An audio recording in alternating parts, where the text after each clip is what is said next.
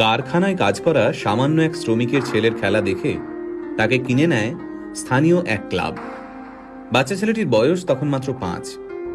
কিন্তু ভাগ্যের কি পরিহাস, মাত্র 11 বছর বয়সে এক বিরল রোগ ধরা পড়ল এই বিস্ময় বালকের। পরিস্থিতি এমন হলো যে চিকিৎসা শুরু না হলে বাচ্চাটির প্রাণ সংশয় হতে পারে। সেই চিকিৎসার জন্য মাসে 75,000 টাকা প্রয়োজন।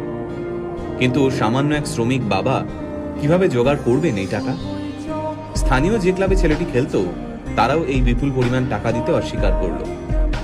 খেলা তো দূর, একটা সময় যার বেঁচে থাকা নিয়ে সংশয় দেখা গিয়েছিল, আজ সেই ছেলেটাই এই পৃথিবীর সর্বকালের সেরা একজন ফুটবলার। হ্যাঁ, ঠিকই ধরেছেন। আজকের ভিডিওতে আমরা কথা বলবো লিওনেল মেসিকে নিয়ে।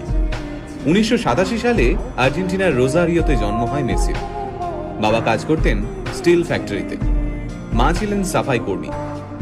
হাঁটতে শেখার আগেই ফুটবল নিয়ে কসরত করা শিখে যায় ছোট্ট মেসি। পায়ে বল নিয়ে যেন জাদু দেখাতে পারত ছোট্ট ছেলেটা। তার খেলা দেখে মাত্র 5 বছর বয়সে তাকে কিনে নেয় স্থানীয় এক ক্লাব। ছোট্ট মেসির খেলা দেখতে দূর দূরান্ত থেকে মাঠে ভিড় জমাতো দর্শকরা। তাই মাত্র 5 বছর বয়সী মেসির খবর ছড়িয়ে পড়ে আর্জেন্টিনা থেকে স্পেনে। পরিবারের মুখে দুবেলা খাবার তুলে দিতে প্রতিদিন মাথার ঘাম পায়ে ফেলতে হতো মেসির বাবাকে। ছেলের প্রতিভা দেখে নিশ্চিন্ত হন মেসির বাবা। ভেবেছিলেন কষ্টের দিন শেষ হতে চলেছে। সবকিছুই ঠিকঠাক চলছিল। সবাই জানতো মেসি ইউরোপের বড় কোনো ক্লাবে খেলবেই।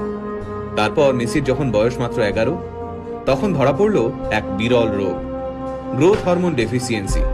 এই রোগের কারণে বাচ্চার বৃদ্ধি কমে যায়, সাথে বেড়ে যায় ওজন। এই রোগের চিকিৎসা করাতে প্রতিদিন মেসির পায়ে 2টো ইঞ্জেকশন দেওয়া হতো। এই চিকিৎসা করতে মাসে খরচ হতো প্রায় 75,000 টাকা। মেসির পরিবারের পক্ষে এই বিপুল পরিমাণ টাকা দেওয়া অসম্ভব হয়ে দাঁড়ায়।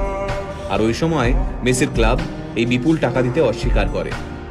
চিকিৎসার খরচ জোগাতে বিভিন্ন ক্লাবের দরজায় দরজায় ঘুরতে থাকেন মেসির বাবা। কিন্তু মাত্র 11 বছরের একটা বাচ্চার জন্য প্রত্যেকটা ক্লাব এই বিপুল পরিমাণ টাকা দিতে অস্বীকার করে। তবে চিকিৎসা চলাকালীন মেসিকে মাঠ থেকে এক মুহূর্তের জন্যও দূরে সরিয়ে রাখা যায়নি। সেই সময় ওই মাঠে উপস্থিত ছিলেন ফুটবল ক্লাব বার্সেলোনার এক প্রতিনিধি। মেসির পায়ের জাদু দেখে মেসিকে স্পেনের বার্সেলোনায় নিয়ে যেতে চান সেই প্রতিনিধি। হাতের কাছে কোনো কাগজ না থাকার কারণে একটা ন্যাপকিনেই কন্ট্রাক্ট লেখা হয়। তাতে সই করেন মেসির বাবা।